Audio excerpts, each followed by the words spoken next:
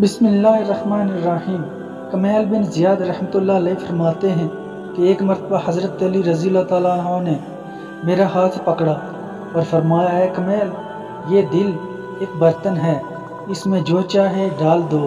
اور اس کے بعد فرمایا کہ میں تمہیں 5 باتوں کی نصیحت کرتا ہوں، ان باتوں کو غور سے سنو اور ان کو اپنے پلے باندھ لو۔ یاد رکھو، اللہ کے علاوہ کسی سے کوئی امید نہ رکھنا، کیونکہ انسان کی ساری امیدوں کو پورا کرنے والی ذات صرف اللہ ہی کی ہے۔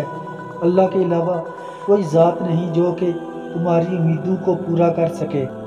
دوسری بات یہ فرمائی کہ اپنے گناہوں کے علاوہ کسی چیز سے نہ ڈرنا کہ کل کو جب اپنے اللہ کے سامنے جاؤ گے تو اللہ کو کیا منہ دکھاؤ گے۔ اس لیے ہر وقت یہ خوف اپنے دل میں رکھو کہ کوئی گناہ تم سے سرزد نہ ہو، اور جو گناہ تم سے سرزد ہو چکے ان پر اللہ سے استغفار کرو۔ تیسری نصیحت یہ فرمائی کہ اگر تم سے کوئی ایسی بات پوچھی جائے جس کا تمہیں علم نہ ہو تو یہ کہتے ہوئے نہ شرمانا کہ میں نہیں جانتا۔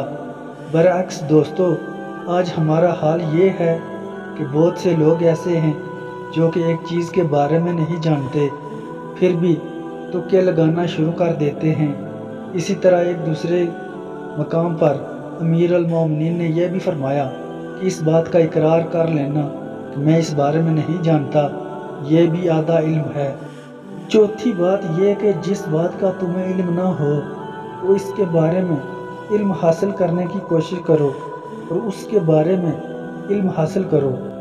پھر آپ رضی اللہ تعالیٰ عنہ نے آخری بات یہ فرمائی کہ صبر کرو ہر حال میں۔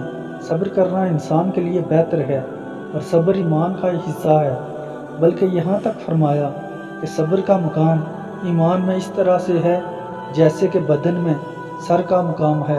اس بات سے معلوم ہوا کہ صبر کا ایمان کے ساتھ بڑا گہرا تعلق ہے، اس لیے چاہیے کہ صبر کا دامن کسی حال میں نہ چھوڑا جائے۔